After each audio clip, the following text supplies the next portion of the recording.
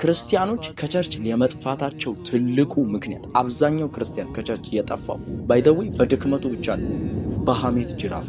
ብዙ ሰው ማለት ነው እቺ ልጅ አጥር ጥግ ስር አየናት፣ በጣም ታስተላለች፣ የእንትና ልጅ አይደለች አውቃታለሁ እኮ የእንትና ልጅ አውቃለሁ እኮ ብሎ በሐሜት ጅራፉ ስለገረፈው ያ ልጅ ድጋሚ አቅም አይኖረውም፣ ፖቴንሻል አይኖረውም። ለምን ስትል በሐሜት ጅራፍ ተገርፏላ። ያንን ልጅ ግን ቀጥተው መክረው መመለስ የሚገባቸው ሰዎች የቡና መጠጫ ካደረጉት በኋላ እንዴት አድርጎ ቸርች ይምጣ?